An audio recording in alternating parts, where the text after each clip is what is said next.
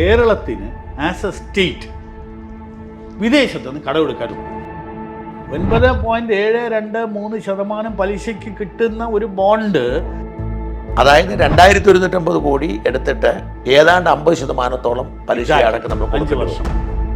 അവിടെയാണ് ഈ പറയുന്ന സംശയം തുടങ്ങുന്നത്. ഓക്കെ, അപ്പൊ ED ഇപ്പൊ ഇതിൽ കേസ് എടുത്തിട്ടുണ്ടോ? ED ഇപ്പൊ അതിലെ നോട്ടീസ് അയച്ചിരിക്കുന്നത്. അങ്ങനെ ഒരു ബ്ലേറ്റന്റ് ലൈ ഒരു ഫൈനാൻസ് മിനിസ്റ്റർ പറയാന്നൊക്കെ പറയുന്നത്. ഈ തോമസ് ഐസക്ക് മൂക്ക് കയറ്റുമെന്നൊക്കെ ചോദിച്ചെങ്കിലും പോവേണ്ടി വരും. നിയമം അദ്ദേഹത്തിന് ബാധകമല്ലേ? അതെ. PWD മന്ത്രി വളരെ സ്കേത്തിങ് ആയിട്ട് ഇതിനെപ്പറ്റി പറഞ്ഞു എന്നാണ്. അതെ അതെ, അതുകൊണ്ട് അദ്ദേഹം ഔട്ടായത്. അതെ. അപ്പൊ ഈ കിഫ്ബി എന്ന് പറയുന്ന തട്ടിപ്പ് വൈകാതെ പൊളിഞ്ഞേക്കാം അല്ലേ?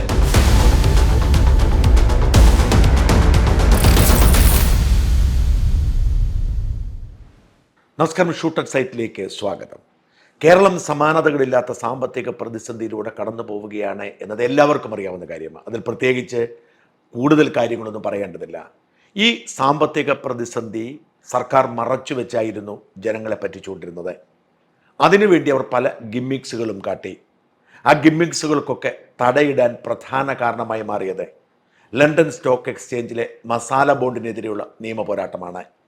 ആ നിയമ പോരാട്ടത്തിന് നേതൃത്വം കൊടുത്ത സർക്കാർ നേരിടുന്ന സാമ്പത്തിക പ്രതിസന്ധി ഈ നാടിനെ തകർക്കുമെന്ന ഉത്തമ ബോധ്യത്തോടെ അതിലിടപെട്ട, ഈ നാടിനെ എങ്ങനെ സംരക്ഷിക്കാം എന്ന് കൃത്യമായ തിരിച്ചറിവുള്ള ഒരു ധനകാര്യ വിദഗ്ധൻ, ഒരു ചാർട്ടേഡ് അക്കൗണ്ടന്റാണ് നമ്മുടെ ഇന്നത്തെ അതിഥി. തിരുവനന്തപുരത്തെ ഏറ്റവും പ്രമുഖനായ ചാർട്ടേഡ് അക്കൗണ്ട് രഞ്ജിത്ത് കാർത്തികേയൻ. നമസ്കാരം. നമസ്കാരം. ഞാൻ മസാല ബോണ്ടിലേക്ക് തന്നെ തുടങ്ങാം. ഈ മസാല ബോണ്ട്, നമ്മളൊക്കെ മസാല ബോണ്ട് എന്ന് പറയാറുണ്ട്, അത് ഒരുപാട് നഷ്ടം വന്നു പറയാറുണ്ട് എന്നൊക്കെ പറയുമ്പോഴും യഥാർത്ഥത്തിൽ ഇതിൻ്റെ ഒരു സാമ്പത്തിക വശം ആർക്കും പിടിയിട്ടിട്ടില്ല. ഈ മസാല ബോണ്ട് എങ്ങനെയാണ് ഒരു കുഴപ്പമായി തീർന്നത്? എങ്ങനെയാണ് ശരിക്കും പറഞ്ഞാൽ നമുക്ക് ഈ മസാല ബോണ്ട് എങ്ങനെയാണ് പ്രവർത്തിച്ചത്, എങ്ങനെയാണ് ഉദ്ദേശിച്ചത്, എങ്ങനെയാണ് പണം കൊടുത്തത്, ആ കാര്യം ഒന്ന് അറിയാം. അതിനുശേഷം നമുക്ക് അതിന് കുഴപ്പത്തിലേക്ക് പോകാം. മസാല ബോണ്ട് എന്ന് പറയുന്നത് ഒരു റുപ്പി ഡിനോമിനേറ്റഡ് ബോണ്ട് എന്നുള്ളതിന്, അതായത് രൂപയിൽ വാങ്ങിക്കുന്നു, രൂപയിൽ തിരിച്ചു കൊടുക്കും. അപ്പോൾ എക്സ്ചേഞ്ച് റേറ്റിൻ്റെ പ്രശ്നമില്ല. അതാണ് അതിൻ്റെ ഒരു ബ്രില്യൻസ്. ഒരു ബ്രില്യൻറ്റ് ഇൻസ്ട്രുമെൻ്റ് ആണ് ഈ മസാല ബോണ്ട്. ഞാനൊക്കെ പറയുമ്പോൾ പ്രധാനം ഈ എക്സ്ചേഞ്ച് റേറ്റ് കൂടുതൽ ബാധ്യത അതില്ല. ഓക്കെ. അപ്പോൾ ഇത് ആക്ച്വലി ഇന്ത്യയിൽ നിന്ന് വരുന്നത് കൊണ്ട് മസാല ബോണ്ട് എന്ന് പറഞ്ഞാൽ, ഇതുപോലെ പാണ്ട ബോണ്ട്, കാംഗറൂ ബോണ്ട് എന്നൊക്കെ പറഞ്ഞിട്ടുള്ള ഓരോ രാഷ്ട്രങ്ങളും ഇഷ്യൂ ചെയ്യുന്ന ബോണ്ടിന് അതാത് നിക് നെയിംസ് ഉണ്ട്. അപ്പോൾ ഈ മസാല ബോണ്ട് എന്ന് പറയുന്നത് എനിക്ക് തോന്നുന്നു വേൾഡ് ബാങ്ക് കൊടുത്തൊരു പേരാണ്. ഇന്ത്യയിൽ നിന്ന് ഇറക്കുന്നു. അപ്പം HDFCയും NHAI പോലുള്ള ഓർഗനൈസേഷൻസ് ഈ മസാല ബോണ്ട് ഇഷ്യൂ ചെയ്തിട്ടുണ്ട്. ജനറലി റവന്യൂ കിട്ടുന്ന ഓർഗനൈസേഷൻസാണ് ഈ മസാല ബോണ്ട് ഇഷ്യൂ ചെയ്യുന്നത്. കാരണം ഇതിൻ്റെ ഒരു എക്സ്ചേഞ്ച് റേറ്റ് റിസ്ക് ഇല്ലെങ്കിലും ഇതിൻ്റെ ഇൻട്രസ്റ്റ് റേറ്റ് ഹൈ ആയിരിക്കും. ഇതാണ് ഈ മസാല ബോണ്ടിനെ പറ്റി സാധാരണക്കാരന് ഒരുപക്ഷെ മനസ്സിലാക്കാൻ പറ്റുന്ന ഏറ്റവും സിംപ്ലസ്റ്റ് ആയിട്ടുള്ളൊരു ഒരു ചെറിയ കാര്യം. അതുമായിട്ട് ബന്ധപ്പെട്ട് ഈ ബോണ്ട് അവിടെ ഇഷ്യൂ ചെയ്യുന്നു. നമ്മുടെ ലണ്ടൻ സ്റ്റോക്ക് എക്സ്ചേഞ്ചിൽ നമ്മുടെ ഗ്യാരണ്ടിയിൽ ബോണ്ട് കൊടുക്കുന്നു. ആളുകൾ അതിൽ പണം ഇൻവെസ്റ്റ് ചെയ്യുന്നു, ഈ ബോണ്ട് വാങ്ങുന്നു, തിരിച്ചു തരുമ്പോൾ നമ്മൾ അതിന് പലിശ കൊടുക്കും. അങ്ങനെയല്ലേ എൻ്റെ കൺസെപ്റ്റ്? അതെ. പക്ഷേ ഇത് ഈ പറയുന്ന പലരും അല്ല ഇത് വാങ്ങിച്ചിരിക്കുന്നത്. ഇതൊരു കമ്പനിയാണ് ഇത് ഇൻവെസ്റ്റ് ചെയ്യുന്നത്. പെൻഷൻ ഫണ്ട്സ് എന്നൊക്കെ പറയുന്ന അവിടെ വിദേശ രാജ്യങ്ങളിൽ നമുക്കൊക്കെ ഉണ്ട് ഈ മ്യൂച്വൽ ഫണ്ട് എന്നൊക്കെ പറയുന്നത്. ആ ഫണ്ടായിരിക്കും സബ്സ്ക്രൈബ് ചെയ്യുന്നത്. ഇതിനൊരു റേറ്റിംഗ് ഉണ്ട്.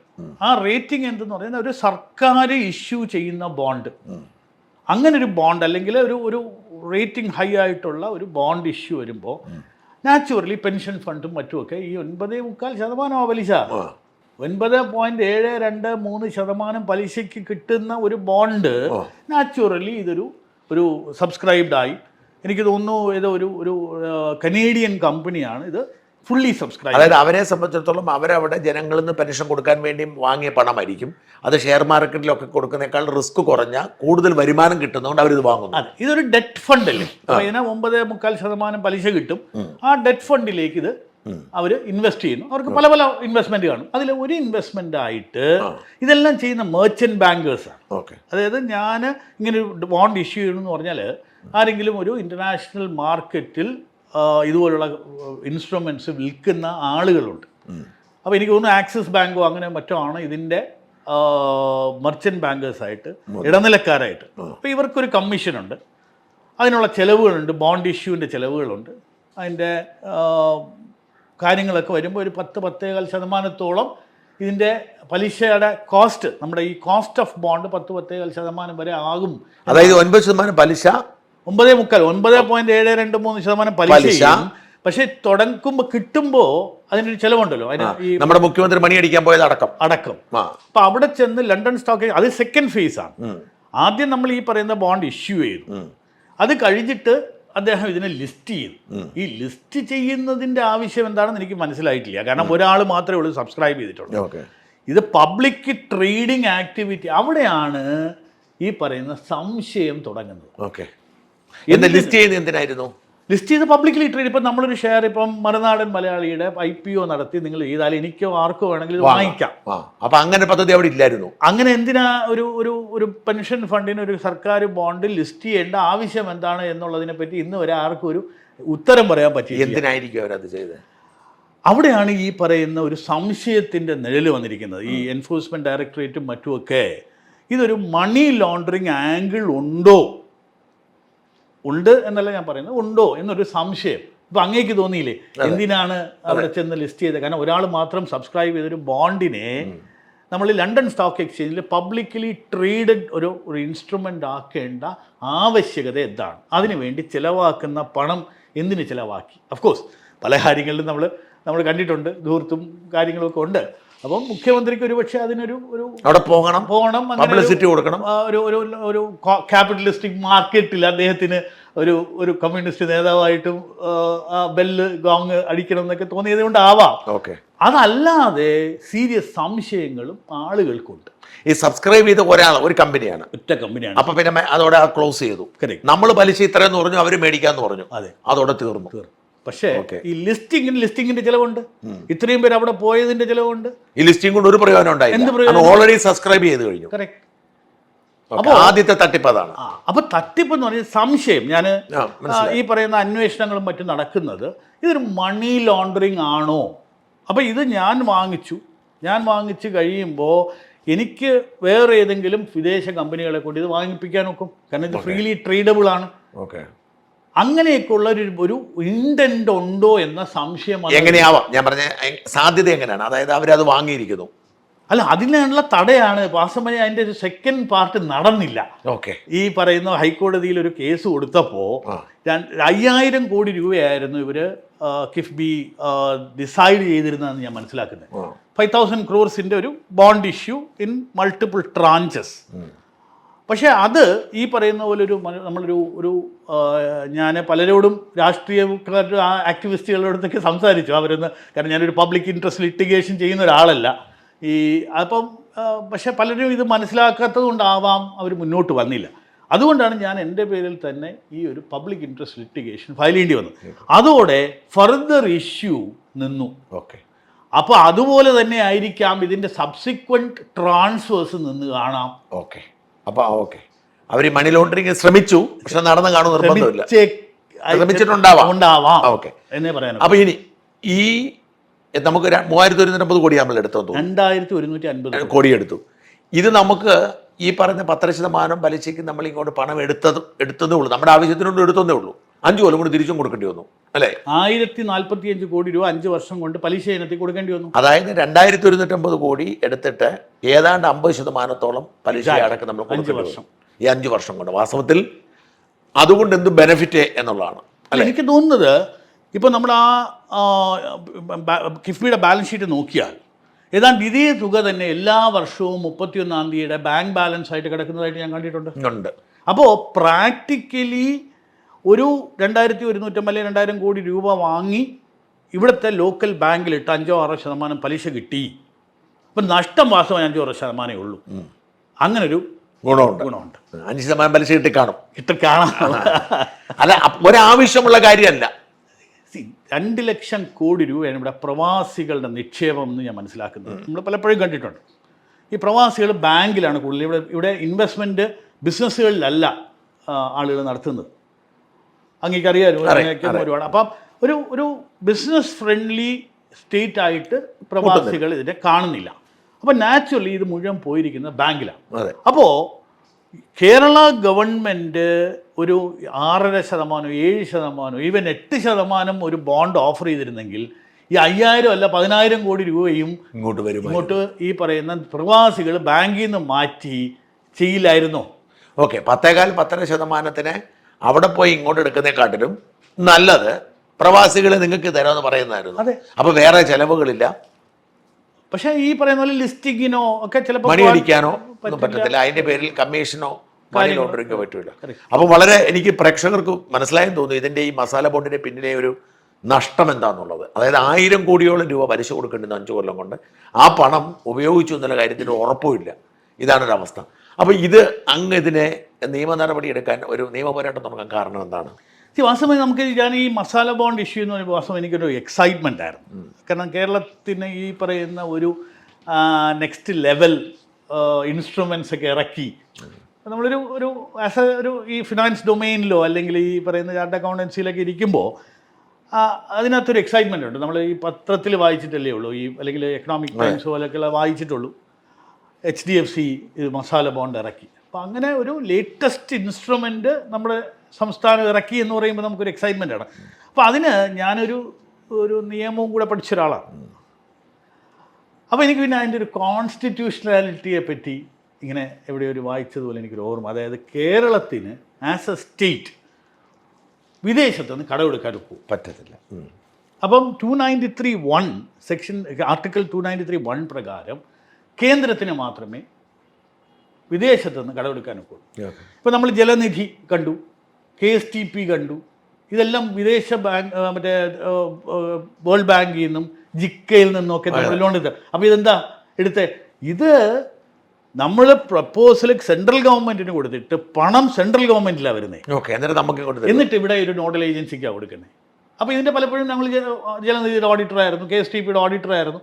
അപ്പോൾ ഈ മോഡ് ഇങ്ങനെയാണെന്നൊക്കെ ഉള്ളതിനെപ്പറ്റി ഒരു ചെറിയ അതെ അപ്പോയിന്റ് ചെയ്ത സമയത്തുമൊക്കെ. അപ്പോൾ അങ്ങനെ ഒരു ഈ വിദേശ ഫണ്ടിന് ഇങ്ങനെ ഒരു നിയന്ത്രണം ഉള്ളതായിട്ടൊരു അറിവ് ഉണ്ടായിരുന്നു. അപ്പോൾ പിന്നെ അതിനകത്തോട്ട് ഒന്ന് ഇറങ്ങി പരിശോധിക്കണം.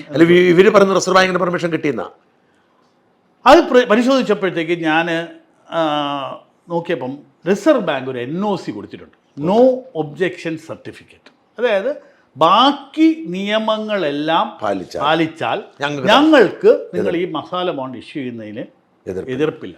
അത് ചെയ്യാൻ പാടുണ്ടായിരുന്നോ എന്നുള്ളത് ഒരു ക്വസ്റ്റ്യനബിൾ സാധനം തന്നെയാണ്. ഞാൻ റിസർവ് ബാങ്കിനെ കേന്ദ്ര ഗവൺമെൻറ്റിനോടൊപ്പം ഒരു റെസ്പോണ്ടൻ്റ് ആക്കിയിട്ടുണ്ട്. ആ ഒരു തരത്തിലാണ് ഇത് ആർട്ടിക്കിൾ 293(1) വയലേഷൻ അല്ലേ എന്നൊരു സെർച്ച് ഉണ്ടാകും. അങ്ങനെയാണ് ഞാൻ KMNP ലോ എന്ന് പറയുന്ന ഒരു സുപ്രീം കോടതി ലോ ഫേം ഉണ്ട്. ഈ KMNP ലോയിൽ ശ്യാം മോഹൻ എന്ന് പറയുന്ന നമ്മുടെ പത്മനാഭസ്വാമി ക്ഷേത്രത്തിൻ്റെ അതെ ശാസ്ത്ര മോഹൻ്റെ മകനാണ്.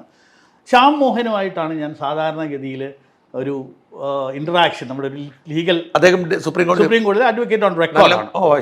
അദ്ദേഹം ഈ പത്മനാഭസ്വാമി ക്ഷേത്രത്തിൻ്റെ കേസിലുമൊക്കെ KK വേണുഗോപാൽ അദ്ദേഹത്തിൻ്റെ ഒരു ജൂനിയർ ആയിരുന്നു. ഞങ്ങളുടെ ശ്യാംശേഖർ സാർ, എൻ്റെ ശ്യാംശേഖർ അദ്ദേഹത്തോട് ചേർന്ന് ഈ കേസ് എൻ്റെ വക്കീൽ ശ്യാംശേഖർ. അപ്പോൾ ഇദ്ദേഹമായിട്ടാണ് സാധാരണ ഒരു ലീഗൽ കാര്യം വരുമ്പം ഞങ്ങൾ ഡിസ്കസ് ചെയ്യുക. അപ്പോൾ ശ്യാമിനെ ഞാൻ വിളിച്ചപ്പോൾ ശ്യാം പറഞ്ഞു അത് നോക്കാം, അതിനൊരു റിസർച്ച് ചെയ്യാം. അദ്ദേഹം റിസർച്ച് ചെയ്തിട്ട് പറഞ്ഞു there is A force in the argument, അങ്ങനെ ഒരു 293(1) ഒരു വയലേഷൻ ഉണ്ട് എന്ന് ശ്യാമിനും തോന്നി. പക്ഷേ ഒരു കണ്ടീഷൻ എൻ്റെ അടുത്ത് പറഞ്ഞു. കണ്ടീഷനല്ല, എൻ്റെ അടുത്തൊരു ക്വസ്റ്റ്യൻ ചോദിച്ചു. കൊച്ചിയിൽ ഇത് ഫയൽ ചെയ്യാം, പക്ഷേ മാത്യു കുഴൽനാടനായിരിക്കും നമ്മളെ റെപ്രസെൻ്റ് ചെയ്യുന്നത്, അതിന് ബുദ്ധിമുട്ടുണ്ടോ എന്ന് ചോദിച്ചു. കാരണം എൻ്റെ ഒരു പൊളിറ്റിക്കൽ അഫിലിയേഷൻ ഡിഫറൻറ്റോ മാത്യുവിനെ പൊളിറ്റിക്കൽ അഫിലിയേഷൻ ഡിഫറൻറ്റും ആയതുകൊണ്ട് അങ്ങനെ ഞാൻ പറഞ്ഞു എനിക്ക് മാത്യു ആയിട്ട് യാതൊരു പേഴ്സണൽ വൈരാഗ്യമില്ലല്ലോ, ഈ രാഷ്ട്രീയം സംതിങ് ഡിഫറെൻറ്റ്. അപ്പോൾ അദ്ദേഹത്തിന് എൻ്റെ ഒരു റെപ്രസെൻ്റ് ചെയ്യുന്നതിനോ ഒന്നും എനിക്ക് യാതൊരു ബുദ്ധിമുട്ടുമില്ല. അദ്ദേഹം ഒരു ഡോക്ടറേറ്റ് ഉള്ള ലീഗൽ സ്റ്റഡീസിൽ ഡോക്ടറേറ്റ് ഉള്ളൊരു അത്യാവശ്യം ഒരു വളരെ സ്റ്റഡീഡായിട്ട് എല്ലാ കാര്യങ്ങളും നോക്കുന്ന ഒരാളാണ്. എനിക്ക് I will be only happy provided he is not against me be. എന്നാലും ഞാനൊരു നേരത്തെ പറഞ്ഞ പോലെ ഒരു ഡയറക്റ്റ് ലിറ്റിഗേറ്റ് ആവണ്ട എന്നുള്ളൊരു ഇതുണ്ടെങ്കിലും അൾട്ടിമേറ്റ്ലി വേറെ ആരും ഇതിനകത്ത് തയ്യാറാകാത്തതുകൊണ്ട് ഞാൻ മാത്യു ഇതിൻ്റെ റിസർച്ച് ചെയ്യുകയും വളരെ ബൃഹത്തായിട്ടുള്ള ഒരു നോട്ട് ഫയൽ ചെയ്യുകയും ചെയ്തതാണ് ഇതിൻ്റെ തുടക്കം. അപ്പം അതിനുശേഷം നമ്മുടെ അന്നത്തെ ഫൈനാൻസ് മിനിസ്റ്റർ കോൺസ്പിറസി തിയറി കൊണ്ടുവന്ന് ഒരു പക്ഷേ കേട്ട് കാണും. ഞാനും മാത്യുവും റാം മാധവ്ജിയും കൂടെ രാമനിലയത്തിൽ പോയി എന്നാണ്. ഞാൻ ഒരു റെവലേഷൻ ഞാൻ പറയാം. മാത്യു ആയിട്ട് നമ്മൾ ഇമെയിൽ വഴിയും ഫോൺ വഴിയും അല്ലാതെ ഇന്നേ വരെ പേഴ്സണലി ഞങ്ങൾ കണ്ടിട്ടില്ല, ഇതുവരെ കണ്ടിട്ടില്ല. അപ്പോൾ ശ്യാമിനെ കാണാറുണ്ട്. അപ്പോൾ ശ്യാമാണ് ഇത് കോർഡിനേറ്റ് ചെയ്യുന്നത്, അവരുടെ റിസർച്ച് ടീമാണ് ഇത് ചെയ്യുന്നത്. ഒരു വലിയ ഫേമാണ്, അവർ സുപ്രീം കോടതിയിൽ വലിയ ഫേമാണ്, വലിയ. അപ്പോൾ അങ്ങനെ ഒരു ബ്ലേറ്റൻറ്റ് ലൈ ഒരു ഫൈനാൻസ് മിനിസ്റ്റർ പറയുക എന്നൊക്കെ പറയുന്നത് വാസ്തവം എനിക്ക് അത് ഞാൻ ഏത് സ്റ്റേറ്റിലാണെന്ന് ആലോചിച്ച് പോയി. അതൊരു എൻ്റെ ലൈഫിലൊരു ഭയങ്കര ഒരു ഇമ്പാക്റ്റ്. അന്ന് ഒരുപാട് മീഡിയയിലും മറ്റുമൊക്കെ പറഞ്ഞിരുന്നു. ഇന്നും ഒരു പക്ഷേ പല പല പല പ്രാവശ്യം ഓരോ അസംബ്ലി ഇതിലും രഞ്ജിത്ത് കാർത്തികൻ എന്ന RSSകാരനും മാത്യു കുഴൽനാടൻ എന്നുള്ള കോൺഗ്രസ്സുകാരനും കൂടെ ചേർന്ന കോൺസ്പിറസി എന്നൊക്കെ പറയും. പക്ഷേ ദാറ്റ്സ് ഫൈൻ. പക്ഷേ ഒരു കാര്യം എനിക്ക് മനസ്സിലായത്, ഈ ഒരു കേസിൻ്റെ കാരണം റിസർവ് ബാങ്ക് ഓഫ് ഇന്ത്യക്കും സെൻട്രൽ ഗവൺമെൻറ്റിനും CNDGക്കും 3 ഏജൻസീസിന് അല്ലെങ്കിൽ 3 ഓർഗനൈസേഷൻസിനും കേരളം കാണിക്കുന്ന ആ ഒരു FRBM വയലേഷൻ, ഇപ്പോൾ ഫിനാൻഷ്യൽ റെസ്പോൺസിബിലിറ്റി ബഡ്ജറ്ററി ആ നിയമങ്ങളിലുള്ള വയലേഷൻ എന്താണ്? അപ്പം എന്തിനാണ് കിഫ്ബി? ഇപ്പോൾ കിഫ്ബി എന്ന് പറയുന്ന പ്രസ്ഥാനം ഉണ്ടാക്കി അതിൽ ലോൺ വാങ്ങിച്ച് ഇഷ്ടമുള്ളതുപോലെ അവർക്ക് താല്പര്യമുള്ള ആളുകൾക്ക് കോൺട്രാക്റ്റ് കൊടുത്ത് നമുക്ക് കിഫ്ബിയിലേക്ക് രണ്ടാമത് പോകാം. അപ്പം ഞാൻ പറഞ്ഞു, അങ്ങനെ നിങ്ങൾ നിയമപോരാട്ടം നടത്തുന്നു, ആ നിയമപോരാട്ടം പക്ഷേ അത് തീർന്നു, അല്ലാതെ അതെന്ത് സംഭവിച്ചു? പിന്നെ ഹൈക്കോടതിയിൽ അത് ഒരു അപ്പോഴത്തെ ഹൈക്കോടതിയിലെ സാഹചര്യം അത്ര അനുകൂലമായിരുന്നില്ല, നമുക്കറിയാതെ. അപ്പോൾ ഇതുവരെ അത് പിന്നെ കോൾ ഫോർ ചെയ്തിട്ടില്ല. ഇല്ല, കേസ് തള്ളിയിട്ടില്ല. അല്ല, ബെഞ്ചിൽ അനുവദിച്ചു. കിഫ്ബി അതിന് വേണ്ടിയിട്ടുള്ള റീജോയിൻഡർ കൊടുത്തിട്ടുണ്ട്. അത്ര കേസ് തള്ളിയിട്ടില്ല, കേസ് ഇസ് പെൻഡിങ്. ഓക്കെ. പക്ഷെ എനിക്ക് തോന്നുന്നു 29-ാം തീയതി, ഈ കഴിഞ്ഞ മാർച്ച് 29-ാം തീയതി നമ്മുടെ മെച്യൂരിറ്റി വന്നു. ആ പേയ്മെന്റ് കൊടുത്തും കാണും ഗവൺമെന്റ്. അതെ, കൊടുത്തു. ആ പേയ്മെന്റ് കൊടുത്തിട്ടുണ്ടെങ്കിൽ 3000 ചിലവാനം രൂപ അവർ പേയ്മെന്റ് നടത്തി കാണാം. പക്ഷേ ഇതൊരു ടെക്നിക്കൽ വയലേഷനാണ്, ഇതൊരു അക്കാഡമിക് ഇൻട്രസ്റ്റ് എന്നുള്ള നിലയിൽ. CAG കണ്ടെത്തൽ നടത്തി. CAG പറഞ്ഞത് ഇത് ഡെഫിനറ്റ്ലി നമ്മുടെ വാദം ശരിയാണെന്നുള്ള രീതിയിലാണ് അവർ അഫിഡവിറ്റ് കൊടുത്തിരിക്കുന്നത്. RBIയും പിന്നീട് NOC കൊടുത്തെങ്കിൽ അവർ ബാക്കി ഉത്തരവാദിത്വം ഇല്ലെന്ന് പറഞ്ഞു. കറക്റ്റ്. കേന്ദ്ര സർക്കാരും അനുമതി കൊടുത്തിട്ടില്ല, ചോദിച്ചിട്ടുമില്ല. ഫൈനാൻസ് മന്ത്രാലയത്തിന് ഒന്നും ചെയ്തിട്ടില്ല. RBI അല്ലല്ലോ, ഇത് ഫെമ വയലേഷൻ. അതുകൊണ്ടാണ് ഈ എൻഫോഴ്സ്മെന്റ് ഡയറക്ടറേറ്റിന്റെ ഇപ്പോഴത്തെ ഇപ്പം നമുക്ക് പറയാം എൻഫോഴ്സ്മെന്റ് ഡയറക്ടറേറ്റിനെ യൂസ് ചെയ്തെന്നൊക്കെ പറയാം. പക്ഷേ കാര്യമില്ലാതെ നമ്മുടെ ഇന്നത്തെ ഒരു നിയമവ്യവസ്ഥയിൽ അങ്ങനെയൊന്നും ഒരു ഇൻവോൾവ്മെന്റ് നടത്താനോ ED കൊണ്ട് ഇത് ചെയ്യാനോ നോക്കില്ല. അവർക്ക് അവരുടേതായ റീസൺസ് വരണം. അപ്പൊ ED ഇപ്പൊ ഇതിന് കേസ് എടുത്തിട്ടുണ്ടോ? ED ഇപ്പൊ അതിലെ നോട്ടീസ് അയച്ചിരിക്കുന്നത് ഈ മസാല നോട്ടീസ്. അതെ, കിഫ്ബിക്ക് മാത്രമല്ല. ഇപ്പം അന്നത്തെ ധനകാര്യ മന്ത്രിയായ ശ്രീ തോമസ് ഐസക്കിനെ ED നോട്ടീസ് അയച്ചു, മസാല ബോണ്ടുമായിട്ട് ബന്ധപ്പെട്ട. ഓക്കെ, അപ്പൊ അവർ കേസ് എടുക്കണോ വേണ്ടത് ഇവരെയൊക്കെ ചോദ്യം ചെയ്യണം. ഇവരെ കിട്ടുന്നില്ല. നേരത്തെ ചോദിച്ച ചോദ്യം ഉണ്ടല്ലോ, ഇതിനകത്ത് ഒരു മണി ലോണ്ടറിങ് ആസ്പെക്ട് ഉണ്ടോ?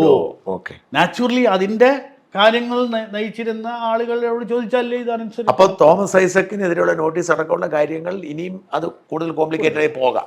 ഓക്കെ, ഇനി കിഫ്ബിയിലേക്ക് വരാം. ഈ കിഫ്ബി ആണല്ലോ ഇതിലേക്ക് ഒരു മൂല കാരണം. യഥാർത്ഥത്തിൽ കിഫ്ബി എങ്ങനെയാണ് ഒരു തട്ടിപ്പായി മാറുന്നത്? ഞാൻ പറഞ്ഞ തട്ടിപ്പ് എന്നുള്ള എൻ്റെ വാക്കാണ്. കിഫ്ബി എങ്ങനെയാണ് അത് ഒരു എന്താ പറയുക, ഒരു സൂത്രമായി മാറുന്നത്? കിഫ്ബി പണ്ട് മുതലേ ഉണ്ടായിരുന്ന ഒരു ഓർഗനൈസേഷനാണ്, ഇൻഫ്രാസ്ട്രക്ചർ ഡെവലപ്മെന്റിന് വേണ്ടി ഉണ്ടാക്കിയത്. ഇത് സമഗ്രമായിട്ട് എനിക്കൊണ്ട് 2016 മറ്റോ, എനിക്കൊന്ന് VS അച്യുതാനന്ദന്റെ കാലത്താന്ന് തോന്നുന്നു തോമസ് ഐസക് കൊണ്ടുവന്നു. അല്ല, അതിന് മുമ്പാണ്. പക്ഷെ അത് ഒരു നോൺ സ്റ്റാർട്ടർ ആയിരുന്നു. ഇപ്പം നമ്മൾ കിൻഫ്ര പോലെയോ ഒക്കെ കൊണ്ടുവന്ന ഒരു ഇൻഫ്രാസ്ട്രക്ചറിന് വേണ്ടി ഒരു പബ്ലിക് പ്രൈവറ്റ്, ഇതിന് സമഗ്രമായ അമെൻമെൻറ്റ് നടത്തി മാറ്റങ്ങൾ ഉണ്ടാക്കിയിട്ട് ഗവൺമെൻറ്റിൻ്റെ പണം ഇതിനകത്ത് മാറ്റാമെന്നും സെസ് മുതലായി ഇപ്പം നമ്മുടെ പെട്രോൾ സെസ് വന്നു കൊണ്ടുവരാമെന്നൊക്കെ പറഞ്ഞിട്ട് വളരെ സമഗ്രമായ മാറ്റം ഉണ്ടാക്കി. അത് ഈ റിട്ട് പെറ്റീഷൻ്റെ ഒരു കണ്ടന്റ് ചെയ്തിരിക്കുന്ന ഒരു ഭാഗം അതാണ്. ഈ പറയുന്ന മാറ്റങ്ങൾ മുഴുവൻ അൺകോൺസ്റ്റിറ്റ്യൂഷണലാണ്, അത് നീക്കം ചെയ്യണം, അത് അലൗ ചെയ്യാൻ പാടില്ല. അപ്പം ഈ കിഫ്ബിയെ യൂസ് ചെയ്യുന്നത് ആക്ച്വലി ഗവൺമെൻറ് പണം തന്നെയാണ്. ഓക്കെ, പക്ഷേ ഈ ഗവൺമെൻറ് PWD ചെയ്യുന്ന ആ പറയുന്ന ഒരുപാട് എന്താ പറയുക നിയന്ത്രണങ്ങൾ ഇല്ല. ഓക്കെ. PWD ആണ് സർക്കാർ നേരിട്ട് ചെയ്യുന്നു, അതിൻ്റെ സർക്കാരിൻ്റെ നിയമങ്ങൾ ബാധകമാണ്. പക്ഷേ ഇതിൻ്റെ ചെയർമാൻ ആരാ? മുഖ്യമന്ത്രി. Vice chairman. ഇതെല്ലാം കഴിഞ്ഞ് ഏത് തീരുമാനവും ഇനി മുഖ്യമന്ത്രി ചെയർമാനായിട്ട് ആ മീറ്റിങ്ങിൽ ഇല്ലെങ്കിൽ ആ കിഫ്ബിയിലെ തീരുമാനങ്ങൾ സബ്ജക്റ്റ് ടു അപ്രൂവൽ ഓഫ് ചെയർമാനാണ്. മുഖ്യമന്ത്രി അറിയാതെ ഒരു കാര്യവും ചെയ്യാനും പാടില്ല. ഇതൊക്കെയാണ് മാറ്റങ്ങൾ വരുത്തിയിരുന്നത്. അങ്ങനെ മാറ്റം വരുത്തുമ്പോൾ ഇത് ഗവൺമെൻറ് ആണോ അല്ലയോ? ഇതാണ് രണ്ടാമത്തെ ക്വസ്റ്റ്യൻ. ഓക്കെ. അപ്പം കിഫ്ബിക്ക് വെളിയിൽ നിന്ന് പണം കടം വാങ്ങിക്കാൻ ഒക്കുമോ? വാങ്ങിക്കാൻ ഒക്കുമോ ഇല്ലയോ എന്ന് തീരുമാനിക്കുന്നത് കിഫ്ബി സ്റ്റേറ്റ് ആണോ അല്ലയോ എന്നുള്ള തീരുമാനത്തിനെ ബാധ്യതയായിട്ടിരിക്കും. കിഫ്ബി സ്റ്റേറ്റ് ആണെന്ന് പ്രൂവ് ചെയ്താൽ ഇത് അൺകോൺസ്റ്റിറ്റ്യൂഷണൽ ആണ്. ഇത് കിഫ്ബിക്ക് സെപ്പറേറ്റ് വേറെ വരുമാനം ഉണ്ടെങ്കിൽ പിന്നെയും മനസ്സിലാക്കാൻ പറ്റും. വരുമാനമല്ല, ഇത് ലീഗൽ എൻറ്റിറ്റി എന്താ? ഓക്കെ. ഇത് അവിടുത്തെ വെളിയിലുള്ള ആളുകളല്ല ഇത് ഭരിക്കുന്നത്. ഒരു പ്രൈവറ്റ് എൻറ്റിറ്റി. ഇപ്പോൾ ഷാജൻ അതിൻ്റെ ബോർഡ് മെമ്പർ അല്ല. ഇത് മുഴുവൻ അവിടുത്തെ ബ്യൂറോക്രാറ്റ്സാണ്. ഞാൻ ആക്ച്വലി ഈ കഴിഞ്ഞ പ്രാവശ്യം ഞാൻ ഡ്രൈവ് ചെയ്തിങ്ങനെ വരുമ്പോൾ എൻ്റെ മുമ്പിൽ കൂടി ഒരു വണ്ടി പോയി. മിനിസ്ട്രി ഫൈനാൻസ് ഡിപ്പാർട്ട്മെൻറ്റ് താഴെ കിഫ്ബി എന്ന് എഴുതിയ ഒരു കേരള സർക്കാർ വണ്ടി ഞാൻ കാണാറുണ്ട്. അതെ. അപ്പോൾ വണ്ടിയെല്ലാം കേരള സർക്കാരിൻ്റെയും മസാല ബോണ്ട് വാങ്ങിക്കുമ്പോൾ ഇതൊരു ബോഡി കോർപ്പറേറ്റും ആകുന്നത് എങ്ങനെയെന്നുള്ളതാണ് തർക്കം. ഓക്കെ. അപ്പോൾ ഈ തർക്കം പരിഹരിക്കാൻ വേണ്ടി അപ്പം ഇതിനകത്തുള്ള ഒരു ഇൻറ്റൻറ്റ് ശരിയല്ല എന്നുള്ളതാണ് നമുക്കുള്ള സംശയം.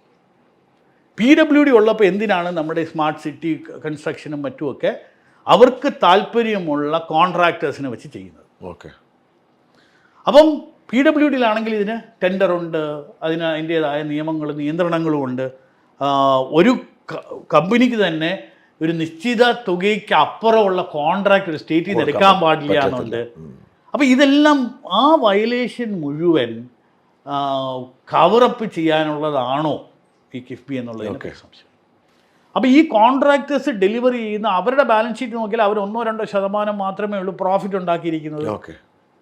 ഇതെല്ലാം ആളുകളുടെ പൊതുസമൂഹത്തിൽ ചർച്ച ചെയ്യേണ്ട കാര്യമല്ലേ? അപ്പോൾ 1-2% ആക്ച്വലി നമുക്ക് കോൺട്രാക്ട് നടത്തിയാൽ കിട്ടുകയുള്ളൂ. അപ്പോൾ നാച്ചുറലി ഇതിനകത്ത് നേരത്തെ ഈ സ്വപ്ന സുരേഷിൻ്റെയൊക്കെ കേസ് വന്നപ്പോൾ ഉണ്ടായിട്ടുണ്ടായിരുന്ന അലിഗേഷൻസ് ശരിയല്ലേ എന്ന് തോന്നിപ്പോവും. അപ്പം ഇതൊരു ബിഗർ കോൺസ്പിറസിയുടെ പാർട്ടാണ് എന്നുള്ള ഫീലിംഗ് ആണ് ഈ പറയുന്ന ഒരു പ്രൊഫഷണൽ സമൂഹത്തിന് ഇന്ന് തോന്നിയിരിക്കുന്നത്. അപ്പോൾ ഈ മസാല ബോണ്ടിൻ്റെ കേസിനകത്ത് കിഫ്ബിയും ഉൾപ്പെടെ കിഫ്ബി ആണ് രണ്ടാം റെസ്പോണ്ടന്റ്. അല്ല, ഞാൻ മസാല ബോണ്ടിൽ മാത്രമാണ് ഫോക്കസ് ചെയ്തിരിക്കുന്നത്, മൊത്തം കിഫ്ബിയുടെ ഓപ്പറേഷൻ രണ്ടും ഉണ്ട്. രണ്ട് പാർട്ടാണ്. ഒന്ന് ഈ പറയുന്ന മസാല ബോണ്ട്, രണ്ട് ഈ കിഫ്ബിയിലുണ്ടായ സമഗ്രമായ അമെൻമെൻറ്റ്സ്, ഓക്കെ, മൂന്ന് ഈ ഹൈ റേറ്റ് ഓഫ് ഇൻട്രസ്റ്റ് കൊടുത്തതിൻ്റെ ഒരു ഔചിത്യം. പിന്നെ ഉള്ളത് ഇപ്പം ഷാജൻ സ്കറിയ ഒരു കാര്യം ചെയ്യാൻ പാടില്ല എന്ന് നിയമം പറഞ്ഞാൽ ഷാജൻ സ്കറിയയ്ക്ക് അത് വേറൊരു സാധനം ഉണ്ടാക്കി അതിൽ കൂടെ ചെയ്യാനും ഒക്കില്ല. ഇല്ല, ഒരു കളറബിൾ ഡിവൈസ് ആകും അത്, അല്ലേ?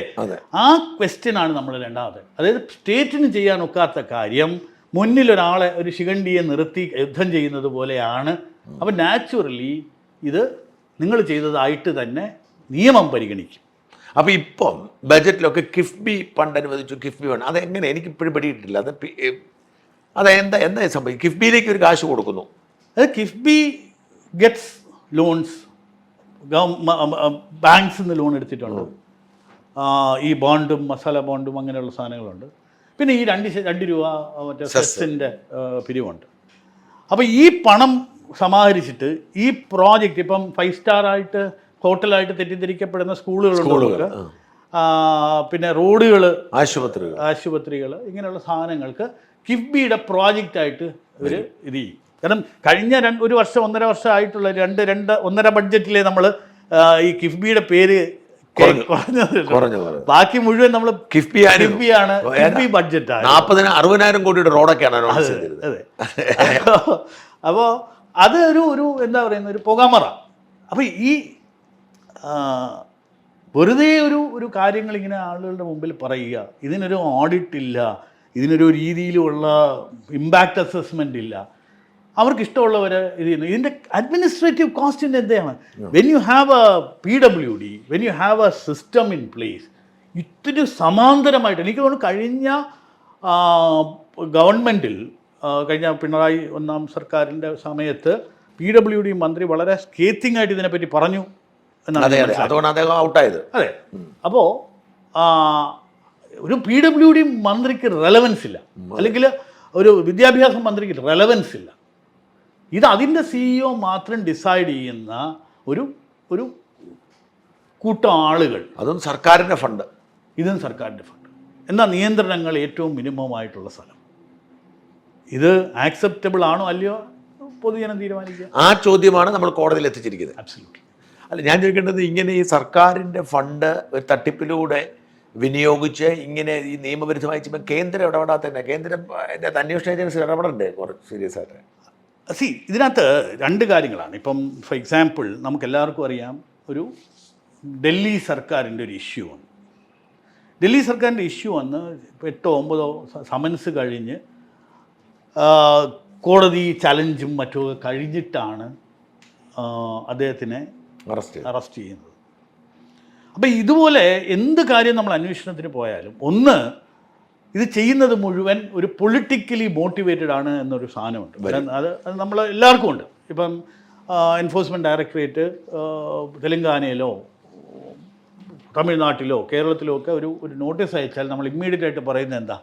Politically motivate. അപ്പോൾ എനിക്ക് തോന്നുന്നു ഒരു പക്ഷേ 1977 ജനതാ ഗവൺമെൻറ് വന്ന ഉടനെ ഇന്ദിരാഗാന്ധിയെ ഇമ്മീഡിയറ്റ്ലി അറസ്റ്റ് ചെയ്ത് ഇത് ചെയ്തു. അപ്പോൾ അതിൻ്റെ ഒരു ഇമ്പാക്റ്റ് ഭയങ്കര നെഗറ്റീവായിരുന്നു ഇല്ലേ? കാരണം ഇമ്മീഡിയറ്റ് ആയിട്ട് വന്നപ്പോഴത്തേക്ക് ഒരു കോടതിയും അതിന് അനുകൂലമായിരുന്നില്ല. അപ്പോൾ ഇത് എനിക്ക് തോന്നുന്നു അവർ കുറേ കൂടെ വളരെ ടൈം എടുത്ത് ആ അന്വേഷണം നടത്തി let the law take its course എന്നുള്ളൊരു രീതി ആയിരിക്കണം. ഇത് നമുക്കറിയില്ല. പക്ഷേ ജനറലി ഞാൻ കാണുന്നത് ഒരു തറവാണ്. ഇപ്പം കോടതി, സുപ്രീം കോടതിയോ മറ്റു കോടതികളൊക്കെ, ഇപ്പം ഡൽഹി ഹൈക്കോടതിയൊക്കെ ഒരു മുഖ്യമന്ത്രിയെ ജുഡീഷ്യൽ കസ്റ്റഡിയിലോട്ട് വിടണമെങ്കിൽ ഒരു റീസൺ ഇല്ലാതെ വിടാൻ സാധ്യതയുണ്ടോ? അപ്പം നാച്ചുറലി നമുക്ക് ഏജൻസീസിന് അതിൻ്റേതായ ഒരു ഫ്രീഡം ഉണ്ട് എന്ന് തന്നെയാണ് ഞാൻ വിശ്വസിക്കുന്നത്. പിന്നെ ഇതിനകത്തൊരു പൊളിറ്റിക്കൽ റീസൺസ് ഉണ്ടോ എന്നൊക്കെ ഉള്ളത് നമുക്ക് ജഡ്ജ് ചെയ്യാൻ പറ്റില്ല. നമുക്കൊരു ഇൻ്റർപ്രിട്ടേഷൻ പറയാൻ. അത് അവർ പറയുന്നതിനകത്തൊരു ചെറിയ ന്യായമുള്ളത്. ഇപ്പം പ്രതിപക്ഷത്തിനെതിരെ മാത്രം വരുന്നു, BJP ഭരിക്കുന്നിടത്തൊന്നും ഇല്ല. അപ്പം കർണാടകയിലൊക്കെ ഇഷ്ടംപോലെ ആരോപണങ്ങളുണ്ടല്ലോ. അതെ. അപ്പോൾ അതുകൊണ്ടാണ് ഒരു ഈ പൊളിറ്റിക്കൽ വരുന്നത്. ഡെഫിനറ്റ്ലി. അത് ഞാൻ പറയുന്നത് അത് ഏത് കാലത്തും ഒരു ഫേവറിറ്റിസം ഇല്ലാതെ നമുക്കൊരു പൊളിറ്റിക്സ് ഇല്ല. അതായത് പൊളിറ്റിക്സ് ഉണ്ടാവാം, പക്ഷെ ശൂന്യതയിലല്ല ഉണ്ടാവുന്നത്. അതാണ് പറയുന്നത്. BJP കാരുടെ കാര്യത്തിൽ താല്പര്യം കാണിക്കുന്നില്ലായിരിക്കും, ഇവിടെ താല്പര്യം. പക്ഷേ ഇത് originally there is a content. അതല്ലാതെ നമ്മുടെ ഇന്നത്തെ ഇത്രയും റോബസ്റ്റ് ലീഗൽ സിസ്റ്റത്തിനകത്ത് ഒരിക്കലും ഒരു കാരണവും ഇല്ലാതെ ഒരാളെ ഇങ്ങനെ അറസ്റ്റ് ചെയ്ത് ഇത് ചെയ്യാനൊക്കില്ല. അപ്പോൾ എനിക്ക് തോന്നുന്നു അതിൻ്റേതായ ഒരു ടൈമുണ്ട്, തറവ് ഇൻവെസ്റ്റിഗേഷനുണ്ട്, അതിൻ്റെ ലീഗൽ പ്രോസസ്സുണ്ട്, അതിൻ്റെ സമയമെടുക്കും എന്നുള്ളതേ ഉള്ളൂ. ഈ തോമസ് ഐസക്ക് മൂക്ക് കയറ്റുമെന്നൊക്കെ ചോദിച്ചെങ്കിലും പോവേണ്ടി വരും. നിയമം അദ്ദേഹത്തിന് ബാധകമല്ലേ? അതെ. അപ്പോൾ നാച്ചുറലി ഇപ്പം അദ്ദേഹം എന്തെങ്കിലും ചെയ്തിട്ടില്ല എങ്കിൽ അദ്ദേഹം എന്തിനാണ് ഇപ്പം എന്തുകൊണ്ട് അരവിന്ദ് കെജ്രിവാൾ ഈ 8 or 10 സമൻസ് അവോയ്ഡ് ചെയ്തു എന്ന് ഇന്ന് ആളുകൾക്ക് മനസ്സിലാവും. അതേസമയം ഒന്നുമില്ലാതെ ഇപ്പം നരേന്ദ്രമോദിയെ പറ്റി പറയുന്നത് എന്താ? അദ്ദേഹത്തിന് സ്പെഷ്യൽ ഇൻവെസ്റ്റിഗേഷൻ ടീം വിളിച്ചു, എത്രയോ മണിക്കൂറുകൾ ഗ്രില്ല് ചെയ്തു, അദ്ദേഹം പോയിരുന്ന് കാര്യം പറഞ്ഞ് തിരിച്ചു വന്നു. അതേ ന്യായം എന്തുകൊണ്ട് ഇവർക്ക് ചെയ്യാൻ പറ്റിയിട്ടില്ല? അപ്പോൾ ഇതിനകത്ത് എന്തോ കുഴപ്പമുണ്ടെന്നുള്ളൊരു സംശയം വീണ്ടും നമുക്ക്, ഇപ്പോൾ കിറ്റ് വാങ്ങിച്ചവർക്ക് അത് കിട്ടുമെന്ന് അറിയില്ല, പക്ഷേ കുറച്ചൊക്കെ ചിന്തിക്കുന്ന ആളുകൾക്ക് ഡെഫിനറ്റായിട്ടും. സാധാരണക്കാർക്കില്ല. ഞാൻ ഇന്നലെ കണ്ണിമാറ മാർക്കറ്റിലൊക്കെ പോയി കഴിഞ്ഞപ്പോൾ, ബാളെ മാർക്കറ്റിൽ പോയി കഴിഞ്ഞപ്പോൾ അവിടുത്തെ സഖാക്കൾ, കുറേ ഓട്ടോറിക്ഷക്കാർക്ക് ഞങ്ങൾ ഈ സർക്കാരിനോട് പാവങ്ങളുടെ സർക്കാരാണ് അങ്ങനെ പറയുന്നവരുണ്ട്. അപ്പം ഞാൻ ചോദിക്കേണ്ടത്, അപ്പം ഇവർ ഈ കിഫ്ബി ഉണ്ടാക്കിയത് ഒരു പക്ഷേ ഊരാളുകളിലൊക്കെ വർക്ക് കൊടുക്കാൻ വേണ്ടി ആവാം അല്ലേ? അത് ചോദിച്ചപ്പോൾ ഒരു കാര്യം ചെയ്തു, ഊരാളുകൾ ടെൻഡർ ബോർഡില്ലെന്നാണ് വർക്ക് കിട്ടുന്നത്. അത് നിയമവിരുദ്ധമല്ലേ? അല്ല, എനിക്ക് തോന്നുന്നു അതിനകത്ത് ഈ കോഓപ്പറേറ്റീവ് സൊസൈറ്റീസിന് കുറേ നിയമങ്ങളുണ്ട്. പക്ഷെ എന്നാൽ പോലും മിനിമം എമൗണ്ട് ഓഫ് വർക്ക് അല്ലെങ്കിൽ മാക്സിമം എമൗണ്ട് ഓഫ് വർക്ക് കൊടുക്കുന്നതിനുള്ള ക്യാപ്പും മറ്റുമൊക്കെ ഇവിടെ വളരെയധികം ഫ്ലോണ്ട് ചെയ്തിട്ടുണ്ട് എന്നുള്ളതാണ് അതിൻ്റെ ആ ഒരു ലീഗാലിറ്റിയിലേക്ക് ഞാൻ പോയില്ല. എന്നാലും ഈ പറയുന്ന ഒരു നല്ല ഫേവറിറ്റിസം അവരുടെ എക്സിക്യൂഷൻ നന്നായിരിക്കാം, അല്ലെങ്കിൽ അവർ ചെയ്യുന്ന ജോലികൾ പെർഫെക്ഷൻ ആയിരിക്കാം, അതേ അത് ബെസ്റ്റ് എന്ന് വെച്ചോളൂ. എന്നാൽ പോലും ഒരു സർക്കാർ എന്നുള്ള നിലയിൽ ഇത് എല്ലാം ഒരു ഏജൻസിയെ കൊണ്ട് മാത്രമേ ചെയ്യിക്കുള്ളൂ എന്ന് പറയുന്നതിനോട് എനിക്ക് യോജിപ്പില്ല. അഡ്മിനിസ്ട്രേറ്റീവ് കോസ്റ്റ് എനിക്കൊന്ന് കെ മെമ്പറാനൊക്കെ വലിയ ശമ്പളം ഉണ്ടെന്ന് തോന്നുന്നു, ഒരുപാട് ആൾക്കാർക്ക് ഇത് കൊടുക്കും. അല്ല, ഞാൻ അങ്ങനെ ഒരു അനാലിസിസ് ഞാൻ നടത്തിയിട്ടില്ല. പക്ഷെ എന്നാലും ഒരു പാരലൽ ഓർഗനൈസേഷൻ കൊണ്ട് നടക്കുന്നതിന് കോസ്റ്റ് ഉണ്ട്. ഓക്കെ. എസ്പെഷ്യലി നമ്മളിവിടെ ഈ പറയുന്ന ഒരു വലിയ ശതമാനം കമ്മിറ്റഡ് എക്സ്പെൻസസ് സാലറീസിൻ്റെ അലവൻസസിനും ഇൻട്രസ്റ്റിനും പെൻഷനുമാണ് എന്നുള്ള ഒരു വലിയ ഇതുണ്ട്. അപ്പം നാച്ചുറലി ഇപ്പം ഇന്നലെ അങ്ങ് പറയുന്നത് കേട്ടു, മറ്റേ ഇലക്ട്രിസിറ്റിയുടെ 2 രൂപ വരെ നമുക്ക് അതിൻ്റെ കോസ്റ്റ് ഈ എംപ്ലോയി കോസ്റ്റ് ആണെന്നുള്ളത്. 2 രൂപ ആലോചിച്ച് നോക്കിയേ. അപ്പം ഈ ഒരു യൂണിറ്റ് വൈദ്യുതിയുടെ 2 രൂപ ലേബർ കോസ്റ്റ് എന്ന് പറഞ്ഞാൽ അപ്പം ഇതൊരു ഡ്യൂപ്ലിക്കേഷൻ അല്ലേ? അതെ അതെ. അപ്പം നാച്ചുറലി അതിന് 1 രൂപ ആയിക്കോട്ടെ, അദ്ദേഹം വെറുതെ വന്ന് വർക്ക് ചെയ്യുന്നതായിക്കോട്ടെ, ഈ ഒരു എസ്റ്റാബ്ലിഷ്മെൻറ്റ് അഡീഷണലായിട്ട് മെയിൻറ്റെയിൻ ചെയ്തത് കൊണ്ട് എന്ത് ഇമ്പാക്റ്റ് ഉണ്ടായി? ഒരേ ഒരു കാര്യം നമുക്ക് ചെയ്യാൻ പറ്റിയതെന്ന് പറയുന്നത് കുറേ പണം അഡീഷണലായിട്ട് കടമെടുക്കാൻ പറ്റി. മനസ്സിലായി. പക്ഷേ ആ ഒരു നീക്കം പോലും ഈ പറയുന്ന ഒരു ഗവൺമെൻറ് ഇൻ്റർവെൻഷൻ കൊണ്ട്, അല്ലെങ്കിൽ ഇന്ന് കേന്ദ്ര സർക്കാർ എടുത്ത ടഫ് സ്റ്റാൻഡ് കൊണ്ട് ഇത് ഇൻക്ലൂഡഡായി നമ്മുടെ പൊതുകടത്തിനകത്ത് തന്നെ ഇത് ഇൻക്ലൂഡഡ് ആയിട്ട് കൺസിഡർ ചെയ്തു. അപ്പോൾ ഈ കിഫ്ബി എന്ന് പറയുന്ന തട്ടിപ്പ് വൈകാതെ പൊളിഞ്ഞേക്കാം അല്ലേ? It should. കാരണം ഈ അന്വേഷണം മുമ്പോട്ട് പോകുമ്പോൾ ഈ തിരിമറികളിലേക്കൊക്കെ മാറി. കഴിഞ്ഞ ബഡ്ജറ്റിൽ അങ്ങനെ ഒരു അലോക്കേഷനോ അല്ലെങ്കിൽ അവർക്ക് മനസ്സിലായി. അവർ വെളിയിൽ പറയാതെ പതിയെ ഒതുക്കി തുടങ്ങി. അതെ. പക്ഷേ ഈ ചില പ്രോജക്ട്സും ചില പൈസയും ചില ലോൺസും കാര്യങ്ങളും ഒക്കെ ഇനി തിരിച്ചടച്ചല്ലേ ഒക്കുള്ളൂ. ഇതിനകത്ത് കേന്ദ്രത്തിൻ്റെ കടം, കേരളത്തിൻ്റെ കടം എന്ന് പറഞ്ഞിട്ട് എപ്പോഴും കമ്പാരിസൺ. അപ്പം കഴിഞ്ഞ പ്രാവശ്യം നിർമ്മലാജി ഇവിടെ ഉണ്ടായിരുന്നപ്പോൾ ഞാൻ അത് മോഡറേറ്റ് ചെയ്യാനുള്ളൊരു അവസരം എനിക്ക് കിട്ടിയിരുന്നു. അപ്പം അടുത്തിരുന്നത് കൊണ്ട് ഞാൻ അവരോട് ചോദിച്ചു, കേന്ദ്രത്തിൻ്റെ കടവും ഇതുപോലെ കൂടിയിട്ടില്ലേ? അപ്പോൾ അവരൊറ്റ ആൻസറേ പറഞ്ഞുള്ളൂ, ഐ ഇൻവെസ്റ്റ് ഇൻ ഇൻഫ്രാസ്ട്രക്ചർ, അല്ലാതെ ശമ്പളവും പെൻഷനും ഇൻട്രസ്റ്റും കൊടുക്കാനല്ല ഞാൻ കടമെടുത്തിരിക്കുന്നത്. അതിന് നാഷണൽ ഹൈവേ ആണെങ്കിൽ അതിന് റിട്ടേൺ ഉണ്ട്, അതിന് ടോള് പിരിക്കുന്നുണ്ട്, അതിന് വേണ്ട കാര്യക്ഷമമായ ഇത് ഈ ഇൻവെസ്റ്റ്മെൻറ്റ് ചെയ്യുമ്പോൾ, ഗവൺമെൻറ് ഇൻവെസ്റ്റ് ചെയ്യുമ്പോൾ ഒരു കാര്യം എന്ന് പറയുന്നത് എംപ്ലോയ്മെൻറ്റ് കൂടും, കൺസംഷൻ കൂടും, ആക്ടിവിറ്റിക്ക് ഒരു എക്കോണമിക്ക് ഒരു സ്പെറുണ്ട്.